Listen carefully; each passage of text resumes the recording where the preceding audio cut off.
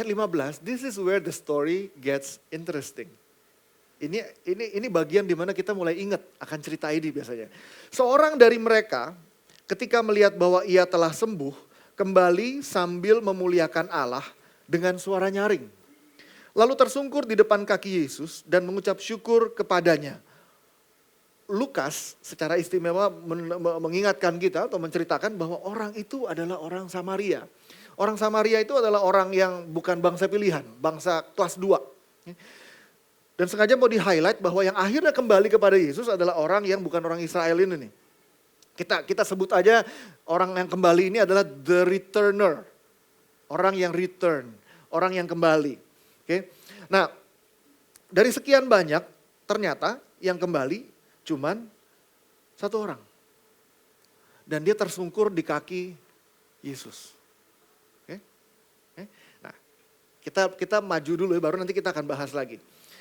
Ayat berikutnya, Yesus bilang begini. Lalu Yesus berkata, bukankah ke-10 orang tadi semuanya telah menjadi tahir? Di manakah yang 9 orang itu? So in other words, Jesus was saying, mana yang lain? I mean, ada 10 orang sembuh, lalu 1 orang balik. Lalu Yesus bingung dong, yang 9 mana? Tidak adakah di antara mereka yang kembali untuk memuliakan Allah selain daripada orang asing ini? Lalu ia berkata kepada orang itu, berdirilah dan pergilah, imanmu telah menyelamatkan engkau. Sewaktu Yesus bilang di manakah yang ke-9 orang itu, seakan-akan ya, the loop is not closed yet. Prosesnya belum kelar gitu. Mestinya kan kalau 10 sembuh, balik 10 mengucap syukur. Tapi kok cuma 1 yang balik, 9-nya mana? Seakan-akan Yesus bertanya, something is missing. Something has gone wrong. Ada sesuatu yang harusnya terjadi, tapi nggak terjadi. Okay? Now, sekarang kita lihat cerita ini. Waktu kita masih SD, mungkin kalau yang dulu di sekolah Katolik, sekolah Kristen yang pernah sekolah minggu, cerita ini adalah cerita yang seringkali dipakai untuk menegaskan, kalau gitu kita nggak boleh seperti yang 1, kita mesti seperti yang, nggak boleh seperti yang 9. Harus seperti yang 1. So kita mesti bersyukur. Nah, masalahnya adalah, kalau yang 1 itu nggak balik ya, kalau yang 1 itu nggak balik, kita nggak akan sadar bahwa nggak ada sebetulnya yang kembali dan mengucap syukur pada Yesus. Kenapa?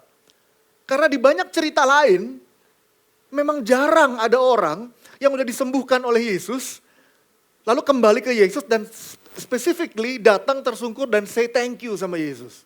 Coba kita perhatiin cerita-cerita kitab suci yang lain, yang familiar. Orang buta, pergi ya udah, pergi aja. In fact, kita baru sadar bahwa cerita ini mau menceritakan tentang 1 orang yang berterima kasih karena ada 1 orang yang kembali. Kalau 1 orang ini gak kembali, 1 orang ini langsung pergi, langsung caw aja pergi kemana, kita akan bilang bahwa puji Tuhan ini cerita tentang mujizat. Titik. Kita gak aware bahwa loh kok gak ada sih kembali yang say thank you? Kok gak ada sih kembali yang mengucap syukur? Atau mungkin kita gak aware karena disembuhkan dan pergi, ya itu nature-nya kita semua di tempat ini. They get the toy and they run. Kayak kita dikasih mainan, dapat langsung pergi, langsung cabut aja gitu. Siapa yang bisa nyalain 9 orang itu? I mean, mereka udah bertahun-tahun mungkin sakit kusta, sakit lepra, dan mungkin mereka ada suami yang sakit lepra, mereka pingin segera pulang dan pingin segera meluk istrinya. Mungkin ada istri yang sakit lepra yang ingin segera pulang, ingin meluk anak-anaknya. Mungkin ada anak-anak yang ingin segera pulang, ingin ketemu sama nyokap bokapnya. So who can blame the 9 who did not return? Who can blame them? I mean, come on. Kita disembuhkan, ya pingin segera cerita sama keluarga kita. Salah nggak? Ya nggak salah dong. Tapi kita baru sadar bahwa mungkin ada kesalahan karena ada 1 yang kembali. Kalau nggak ada 1 yang kembali, kalau 10-nya langsung caw, mungkin kita nggak sadar. So mungkin kita hidup di budaya atau kita sendiri sudah menjalani hidup yang lebih cocok dengan 9 daripada yang 1. Now it gets more interesting. Bayangin, kalau kita bisa ngejar yang 9 itu. Bayangin ya, udah nih ya, 1 balik, saya thank you ya. Terus kita jadi penonton nih. Terus kita ngeliat, iya waktu Yesus bilang, di manakah yang 9 itu? Kita pikir benar juga ya. Terus kita lari nih, sebentar Tuhan. Sebentar Tuhan ya, saya panggil yang 9. Kita lari ke bait Allah, terus mereka mungkin baru agak jauh dari belakang, kita kejar mereka lagi. Hey guys, you know what? How long have you guys been in leprosy? Berapa lama lu semua sakit lepra? And lu sekarang sembuh. Aren't you guys grateful? Lu gak bersyukur? Kira-kira 9 orang itu jawabnya apa? Kira-kira mereka bilang apa? Bersyukurlah. Of course dia bilang gitu. Ya iyalah, ya pastilah kita bersyukur. Masa kita gak bersyukur? You know what? 9 tahun atau 10 tahun atau 15 tahun gue udah berusaha. And gue gak bisa, and gue kangen banget sama keluarga gue. And suddenly ada Yesus datang, kita disembuhin. Gila, man, this is a miracle. This is, my goodness, dia bilang gitu. Hati gue tuh ya berlimpah-limpah dengan syukur. Gue ngerasa begitu grateful. Sementara itu, di bagian yang lain dari area itu ada Yesus yang nanya, yang 9 itu kemana? Cuma 1 orang yang balik dan memuliakan Tuhan. Cuma 1 orang yang kembali bersyukur. Yang 9 itu bilang, oh gosh, we're so grateful. We can't wait to get home and tell our families, Jesus healed us. Dan Yesus bilang apa? Mana yang 9 itu? Kok gak ada? Yang 9 itu gak sadar bahwa di dalam seluruh proses ini ada 1 bagian yang missing yang belum selesai sebetulnya. Yang belum mereka lakukan.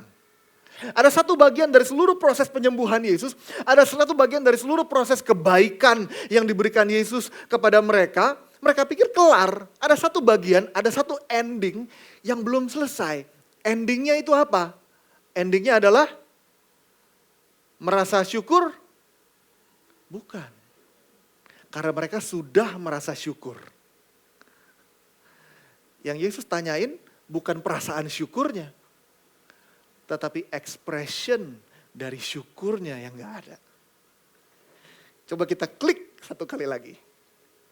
Teman-teman, unexpressed gratitude communicates ingratitude. Rasa syukur yang tidak diungkapkan itu membuat orang berpikir bahwa lo gak tahu bersyukur. Bersyukur kok, siapa bilang gue gak bersyukur? Siapa bilang gue gak bersyukur? 9 orang kalau ditanya dia bakal bilang, gila man, this is like an experience of a lifetime, man. We are so grateful. Tapi berapa banyak dari mereka yang datang?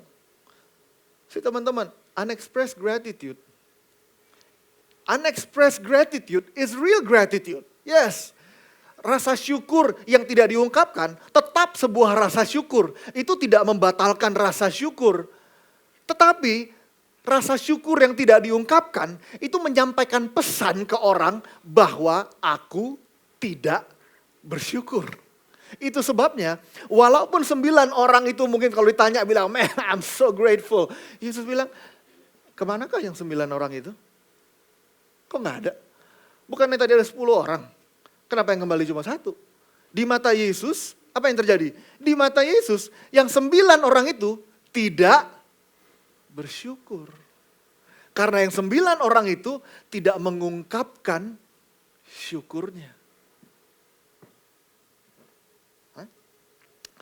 Selain itu ya, unexpressed, dari sini ya kita lihat ya bahwa unexpressed gratitude itu communicates the opposite. Justru lawannya. Rasa syukur yang gak diungkapkan, itu ditangkap sama orang lain, justru lawannya. Yaitu apa? Lo enggak bersyukur. Coba bayangin cerita yang lain, skenarionya beda. Skenarionya zaman modern sekarang. Bulan puasa, di rumah pembokat gak ada, nyokap lagi ngerasa, gue mencintai banget nih keluarga gue pingin masak. buat keluarga gue. So, si nyokap pergi ke pasar, pergi ke supermarket, pergi kemanapun lah belanja.